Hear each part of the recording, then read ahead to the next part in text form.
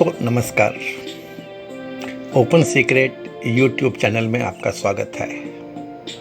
मैं आपका दोस्त आशीष चांद। दोस्तों, आजकल हम लोग पंचकोश को स्टडी कर रहे हैं। ये इस पे 5वां और आखिरी वीडियो है। आज हम दोस्तों आनंदमय कोश के बारे में जानेंगे। अभी तक हमने दोस्तों जनरली पंचकोश ज्ञान, इसका इतिहास और भृगु ऋषि की ग्रेटनेस के बारे में जाना, और हमने अन्नमय कोश, प्राणमय कोश, मनोमय कोश और विज्ञानमय कोश के बारे में जाना। इसी सीरीज में दोस्तों भृगु को अब इनके 5वें तप की बात है। जब पिताजी ने बार बार उत्तर नहीं दिया तो भृगु दोस्तों कोई हतोत्साह नहीं हुआ, वो निराश भी नहीं हुए। दोस्तों, ये गुण है। यदि आप अपनी चाल में चल रहे होते हो तो कभी आप हतोत्साह होते हो, निराश होते हो। यह उत्साह और आशा की बात है। यदि गोल ठीक है, आपकी पथ ठीक है, आपके एफर्ट में कोई प्रॉब्लम नहीं है, तो उत्साह और आशा बने ही रहते हैं। ये एक देवी कृपा भी मानी जाती है। तब की छोड़ो दोस्तों, अभी भी तो हम यही कहते हैं कि Edison failed 99 times before he invented the electric bulb. और जो ज्ञानी है वो कहते हैं it is only that he learned 99 ways not to make the bulb. They were his pillars of success.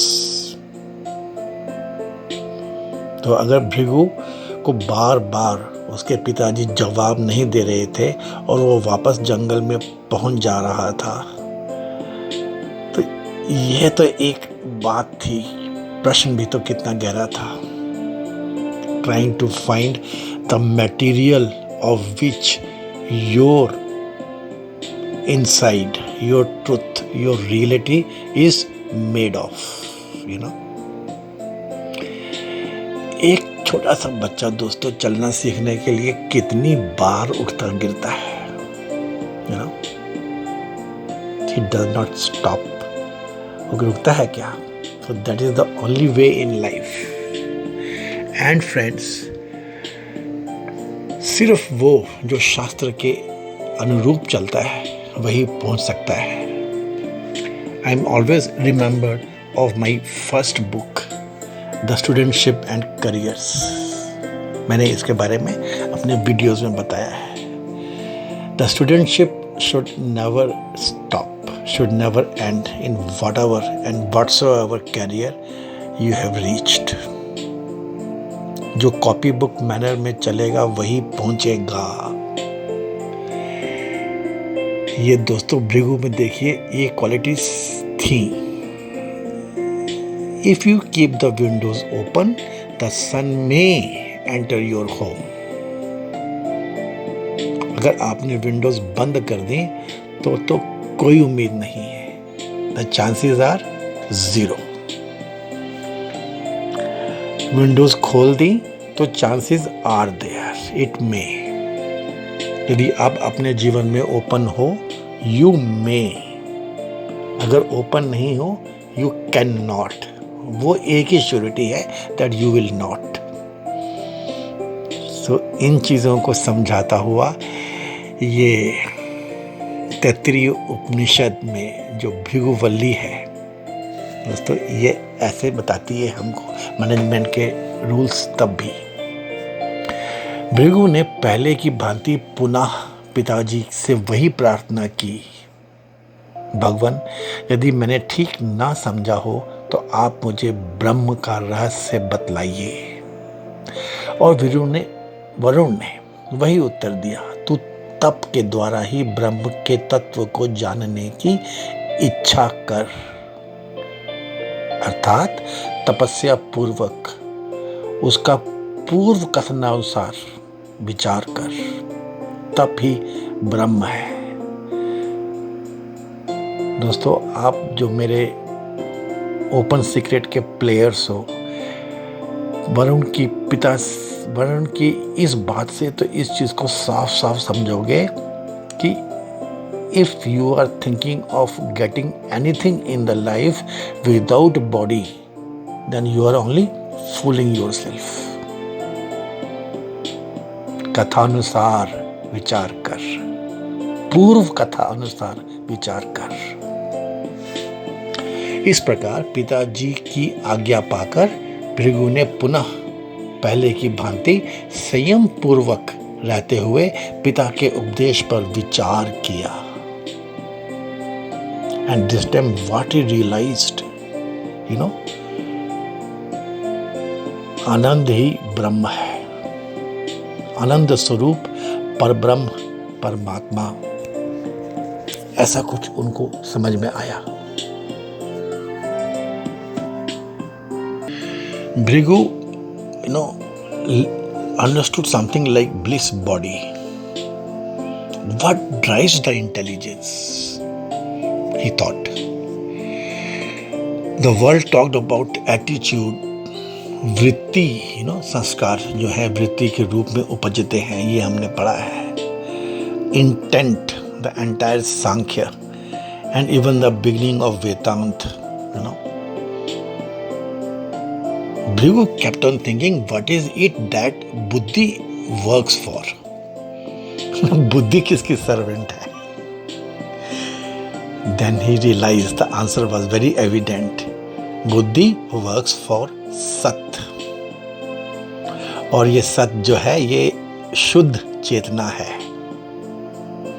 और चेतना कुछ भी नहीं, केवल ब्लिस है, आनंद है। तो उसे यह समझ में आया कुछ कि आनंद इंटेलिजेंस को ड्राइव करता है। देखिए दोस्तों, I have said it so simply but naturally. One who has understood for the first time how much he is to be respected. इसका संबंध अधिकतर अंतःकरण से ही है। इससे ही पूर्ण जगत व यथार्थ का बोध होता है, और इसकी साधना से होती है। बड़ा ब्यूटीफुल स्टेटमेंट। ब्रह्म को जानो या आत्मा को जानो, आत्मा को जानो या परमात्मा को जानो, एक ही बात है। This is what Bhrigu is learning, understanding, knowing and creating the आनंदमय कोश। स्व को जानना आसान है क्योंकि यह तुम्हारे सबसे पास है। जो संग है पहले उसको पहचानो और फिर कुछ बाकी नहीं रहता। This is that never dying element which is you,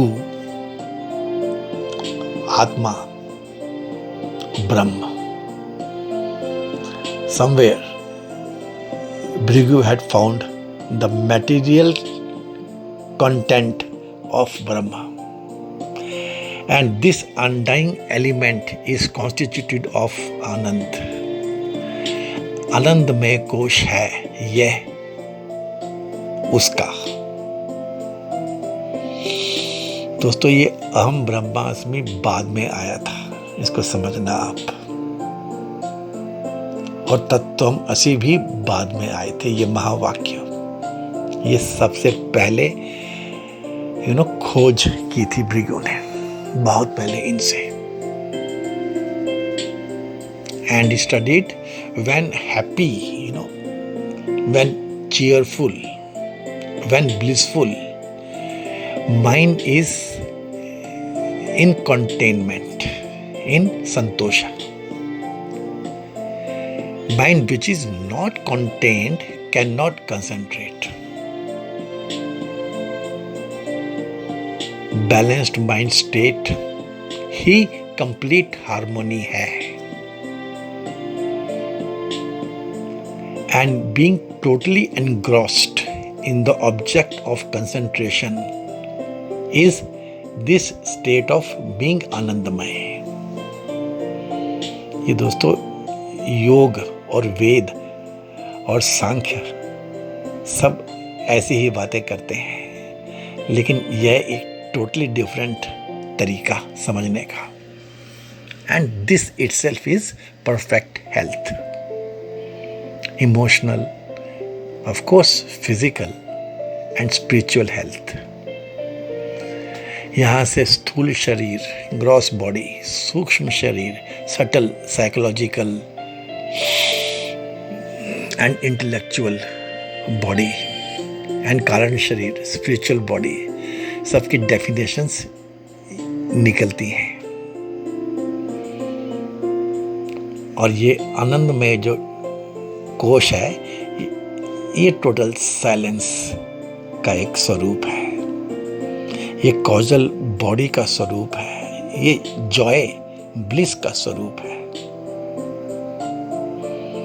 ये आनंदमय कोश जो है, ये आपके सोल की, आत्मा के बहुत ही प्रॉक्सिमिटी, क्लोज प्रॉक्सिमिटी में रहता है. इसलिए ये पहला कोश कहलाया है, पहला कोश कहलाया है. ये कोश नहीं है, ये आत्मा तो इसमें लिपटी रहती है. It's wrapped in this layer. It is the experience of being with the being.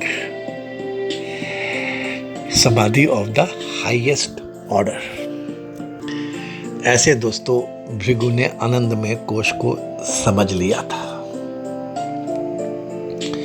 दोस्तों फिर वही बात, टॉपिक से हटके, प्लीज अगर आपको अच्छा लग रहा है तो इसको लाइक कर देना दोस्तों, थोड़ा शेयर कर देना, कोई कमेंट्स हो तो डाल देना. चलिए अपनी बात पे आगे बढ़ते हैं दोस्तों. इस बार भृगु ने पिता के उपदेश पर गहरा विचार करके यह निश्चय किया कि आनंद ही ब्रह्म है. यह आनंद में परमात्मा ही अन्न में आदि सबके अंतरात्मा है. वे सब ही इन्हीं के स्थूल रूप हैं.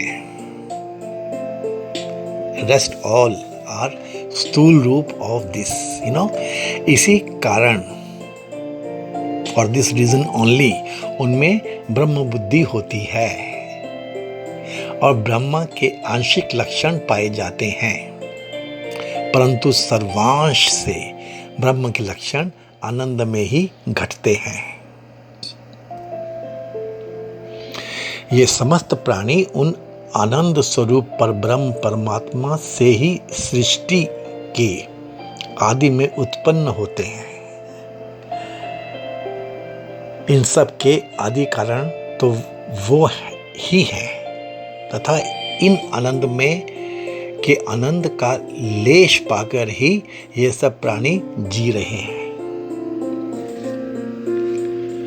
कोई भी दुख के साथ जीवित रहना नहीं चाहता. इतना ही नहीं, उन आनंद में सर्व अंतर्यामी परमात्मा को अचिंत्य शक्ति की प्रेरणा से ही इस जगत के समस्त प्राणियों की सारी चेष्टाएं हो रही हैं.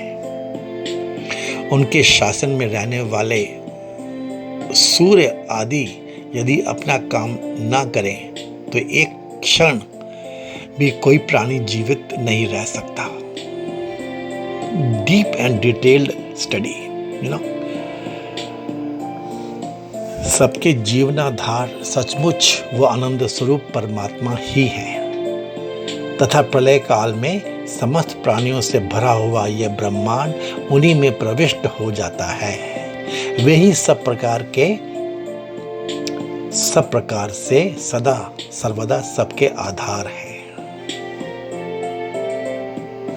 दोस्तों, भृगु को परब्रह्म का यथार्थ ज्ञान इस प्रकार अनुभव होते ही भृगु को परब्रह्म का यथार्थ ज्ञान हो गया। फिर उन्हें किसी प्रकार की जिज्ञासा नहीं रही।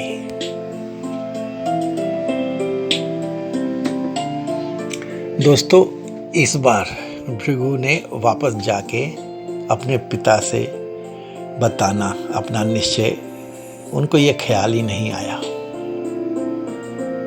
और शास्त्र बतलाता है कि भृगु तो रुक गए जंगल में। उनकी अपनी यात्रा शुरू हो चुकी थी और वरुण उनके पिता फिर जंगल में आए उनसे मिलने के लिए। और जो भृगु थे अब ऋषि की पदवी पा चुके थे, साइंटिस्ट की पदवी पा चुके थे। He was a creator, you know, he had given this new concept of living. His journey had begin.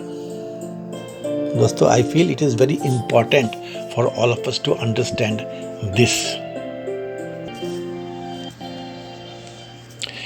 पिता आए हैं और तब भृगु जो है अपनी शास्त्रार्थ कर रहे थे कि मेंटल बॉडी जो है ये वेदांत में भी 7 शरीरों में बीच में पाई जाती है, लेकिन पंचकोश में भी ये बीच में पाई जाती है।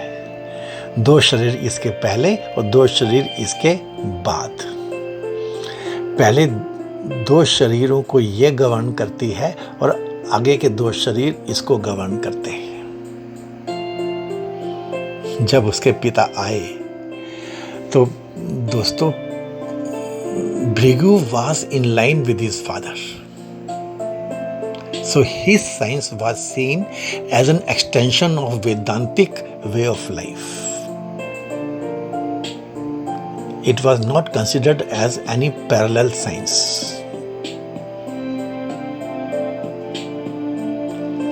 But it is seen commonly as an important wing in all Vedantic, Sankhya and yogic way of life. सब में ये इसको important wing माना जाता है। दोस्तों, योग की धारणा के अनुसार मानव का अस्तित्व 5 भागों में बंटा हुआ है। यह कोश एक साथ विद्यमान अस्तित्व के विभिन्न तल के समान होते हैं। विभिन्न कोशों में चेतन, अवचेतन तथा अचेतन मन की अनुभूति होती है। प्रत्येक कोश का एक दूसरे से घनिष्ठ संबंध होता है। So here, you know, Bhrigu, once again, along with his father in the woods, is expanding the philosophy of पंचकोश। और सबको तो समझ में आ गया था कि यही आगे महाऋषि बनने की राह पे चल रहे हैं। बहुत वर्ष बीत गए दोस्तों। मैं कहता हूँ लाखों साल, मेरा मतलब in the beginning of 50 lakh साल पहले मानव हुआ था। और क्या हम जानते हैं साइंटिफिकली कि अफ्रीकन कोस्टल प्लेन से मानव चल पड़ा था मोटा माटी ईस्ट की ओर। और हर जगह की सभ्यता, हर जगह का लक्षण, हर जगह की ग्रेटनेस, हर जगह की बार्बरिज्म, हर जगह का life living styles, cultural values को लेते लेते लेते ये डायनामिक आदमी जो था ये भारत तक पहुंच गया था। और उस समय भारत का दर्शन और ये सब मिलकर एक वर्ल्ड लेवल की चीज़ें बनी थी दोस्तों। ये तो हम जानते हैं, ऐसा ही हम इसको समझते हैं।